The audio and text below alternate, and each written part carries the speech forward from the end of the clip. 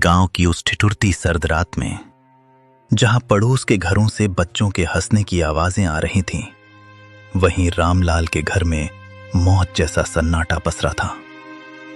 रामलाल, जिसने कभी बड़े बड़े भोज में राजाओं की तरह 56 भोग परोसे थे, आज अपनी ही बहू की जली हुई और सख्त रोटियां निगलने को मजबूर था। किस्मत का खेल देखिए, जिस हाथ ने सबको खिलाया, आज वही हाथ कांप रहे थे। थाली को पैर से जमीन पर घसीटते हुए, लो निगल लो इसे, सारा दिन खटिया तोड़ते हो, कम से कम ये जली रोटियां तो खा ही सकते हो। और सुन लो बुढ़े, कल सुबह सूरज निकलने से पहले आंगन चकाचक साफ मिलना चाहिए। मुफ्त की रोटियां तोड़ना बंद करो। तुम्हारी इस खांसी और मनहूसियत ने घर का सुकून छीन लिया है।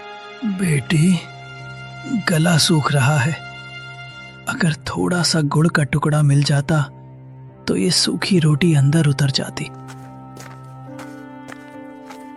गुड़ चाहिए इन्हें? अरे अपनी औकात देखिए। जब से मां गई है, तुम हमारे सिर पर बोझ बन गए हो। सच तो यह है कि तुम्हें भी मां के साथ ही चले जाना चाहिए था। अब यहां हमारे टुकड़ों पर पल रहे हो, और नखरे ऐसे जैसे अभी भी किसी रियासत के रसोइये हों। बेटा, जिस दिन तू पैदा हुआ था, उस दिन मैंने पूरे गांव को घी के लड्डू खिलाए थे। तुझे अपनी हथेलियों पर छांव देकर बड़ा किया। क्या यही दिन देखने के लिए मैंने तुझे काबिल बनाया था? तभी 7 साल का पोता गोलू दौड़ता हुआ आता है और रामलाल के गले लग जाता है। उसकी आंखों में गुस्सा और दुख दोनों हैं। पापा, आप दादाजी को ऐसे क्यों बोल रहे हो? जब मुझे डर लगता है तो यही दादाजी मुझे अपनी गोदी में सुलाते हैं। माँ, आपने इन्हें जली हुई रोटी क्यों दी? क्या आप मुझे भी बड़े होकर ऐसी ही रोटी दोगी? चुप कर गोलू, तू नहीं जानता, ये बूढ़े लोग सिर्फ परेशानी बढ़ाते हैं। जा अपने कमरे में। नहीं जाऊंगा। पापा, दादाजी बोझ नहीं है, ये तो हमारे घर का आशीर्वाद है। आप कहते हो ना कि ये आपके टुकड़ों पर पल रहे हैं, पर दादाजी ने तो मुझे बताया था कि ये घर और ये खेत उन्होंने अपनी मेहनत से बनाए हैं। फिर ये आपके टुकड़े कैसे हुए? गोलू, तू छोटा है, बड़ों के बीच मत बोल। रामलाल का दर्द तो फिर भी खुले आसमान के नीचे था, जिसे हवाएं सहला देती थीं। पर नेकी राम की सिसकियां उन 4 दीवारों के पीछे दम तोड़ रही थीं, जिन्हें उसने खुद अपने पसीने से सींचा था। उसका बेटा पवन और बहू शीला ने उसे घर के पीछे एक ऐसे स्टोर रूम में फेंक दिया था, जहां कबाड़ और मकड़ी के जालों के सिवा कुछ न था। उस अंधेरी कोठरी में नेकी राम का वजूद भी उस पुराने सामान जैसा हो गया था, जिसे अब कोई छूना नहीं चाहता। शीला, उफ, कितनी सड़ांध और बदबू आती है इस काल कोठरी से। पवन, कल इस बुढ़े के बर्तन एकदम अलग कर देना। मेरे बच्चों को सख्त हिदायत है कि इनके हाथ का छुआ पानी भी ना पिएं, कहीं कोई बीमारी ना लग जाए। और हाँ, आज इन्हें रात का खाना मत देना, सजा मिलनी चाहिए इन्हें। आज गलती से इन्होंने दीवान खाने के सोफे पर हाथ रख दिया था, सारा सोफा गंदा कर दिया। बेरहमी से कमरे के अंदर झांकते हुए, बिल्कुल सही कह रही हो शीला।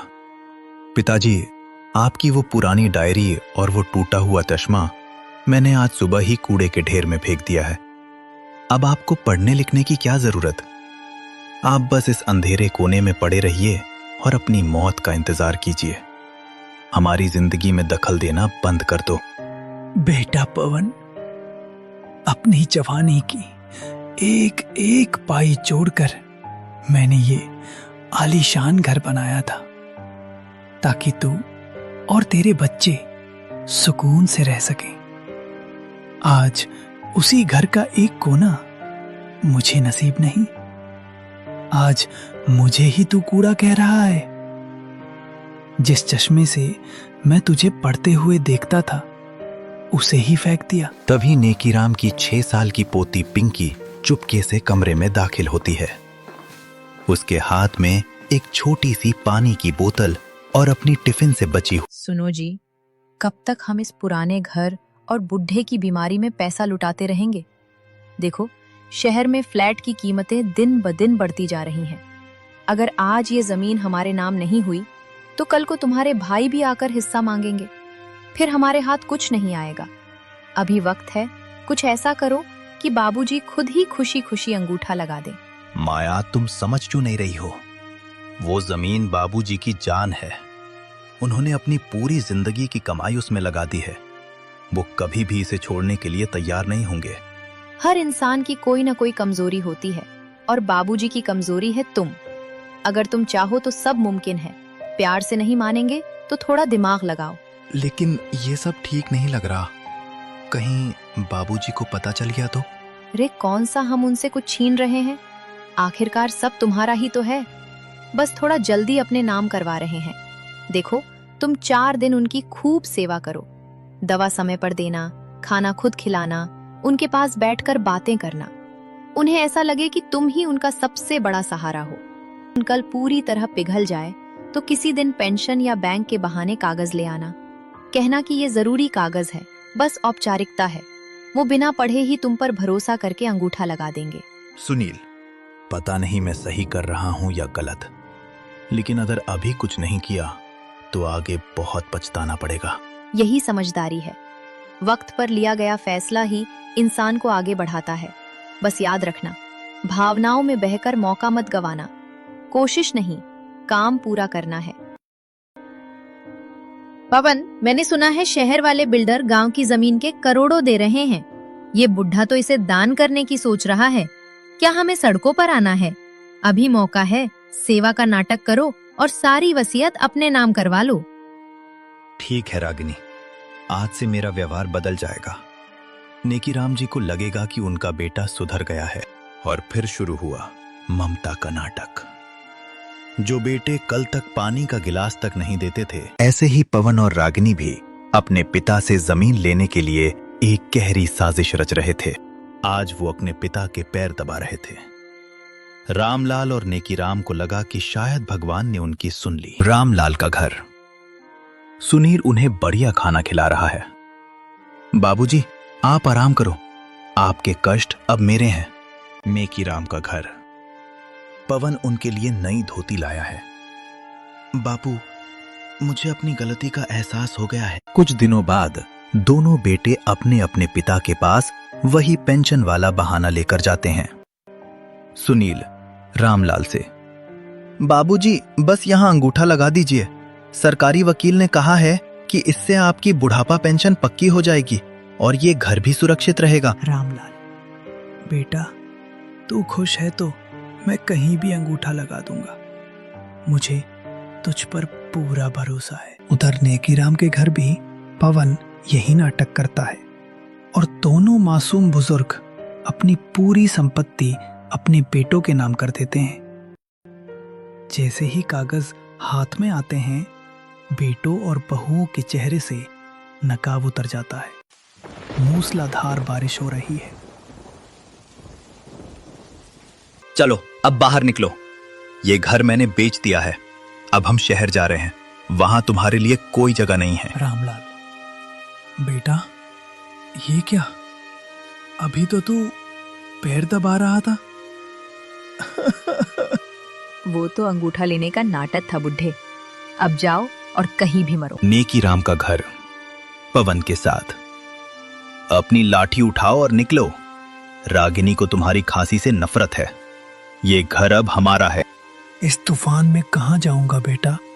सड़क पे जाओ या शमशान में, हमें क्या। रामलाल अपने घर के बाहर रो रहा है और नेकीराम अपने घर के बाहर। दोनों भीगते हुए गांव के पुराने बरगद के पेड़ के नीचे पहुंचते हैं और एक दूसरे को देख लेते हैं। नेकीराम, तुम यहाँ इस हाल में?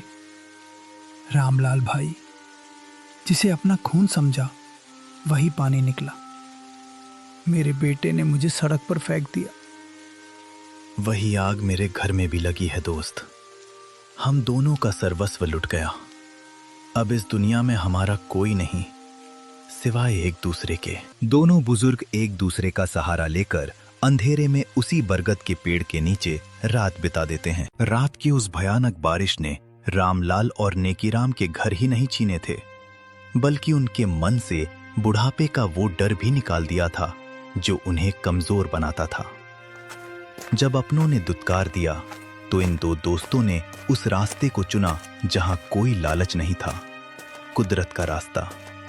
उन्होंने तय किया कि वे गांव की गलियों में रहकर तमाशा नहीं बनेंगे, बल्कि जंगल की खामोशी में अपना वजूद तलाशेंगे। बारिश के बाद की गीली मिट्टी, चारों तरफ अंधेरा और झींगुरों की आवाज। रामलाल और नेकीराम एक बड़े पत्थर के नीचे बैठे हैं।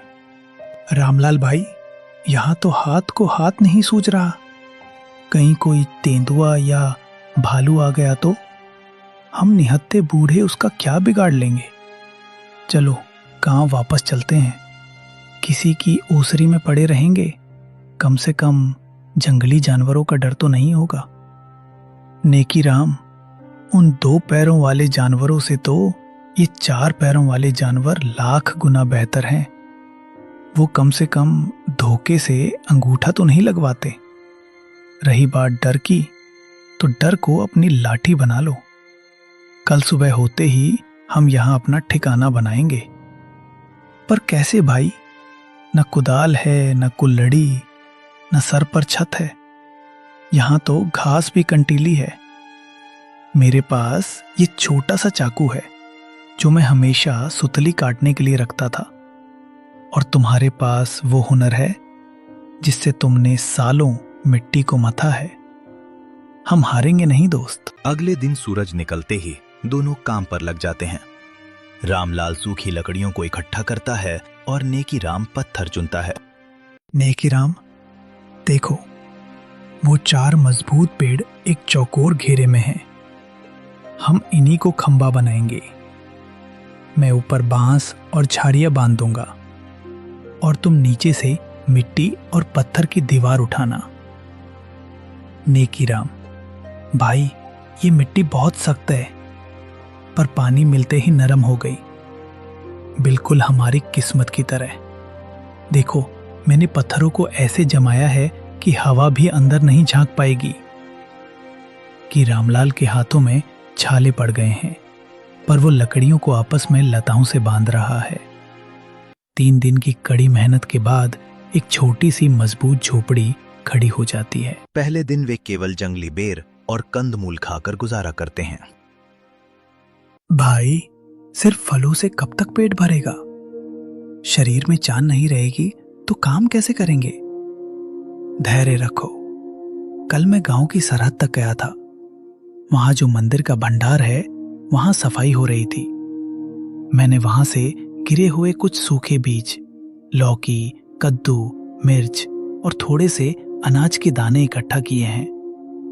लोग उन्हें कोड़ा समझ रहे थे, पर हमारे लिए ये सोना है। अरे वाह, पर यहां जमीन तो पथरीली है, बीज उगेंगे कैसे? रामलाल एक मजबूत लकड़ी को आगे से नुकीला करके हल जैसा बनाता है। दोनों मिलकर जमीन खोदते हैं। नेकीराम बाल्टी की जगह बड़े पत्तों में पानी लाते हुए। चलो नेकीराम, तुम पत्थर हटाओ, मैं इस लकड़ी से जमीन को ढीला करता हूं। हमें यहाँ क्यारियां बनानी होंगी। पास में ही वो झरना बह रहा है, वहां से पानी लाना होगा। भाई, ये देखो, मैंने मिट्टी को गोबर और सूखी पत्तियों के साथ मिला दिया है। अब ये बीज इसमें चैन से सोएंगे और कल लहलहाएंगे। सूरज, बारिश और उनकी मेहनत। धीरे धीरे छोटी छोटी कोपलें निकलने लगती हैं। रामलाल भाई, देखो देखो, हमारी मेहनत रंग लाई। छोटी सी लौकी बेल पर झूल रही है। सब्जियां तैयार हैं। रामलाल ने लकड़ी की एक टोकरी बनाई है और नेकीराम ने जंगल के बड़े पत्तों को सिलकर सुंदर पत्तल और दोने तैयार किए हैं। नेकीराम, आज हम ये ताजी सब्जियां और ये पत्तल लेकर बाजार जाएंगे। हम इन्हें साफ करके पत्तलों में सजाकर बेचेंगे। लोग प्लास्टिक और गंदी सब्जियों से तंग आ चुके हैं। उन्हें ये शुद्धता पसंद आएगी। हाँ भाई, और जो पैसा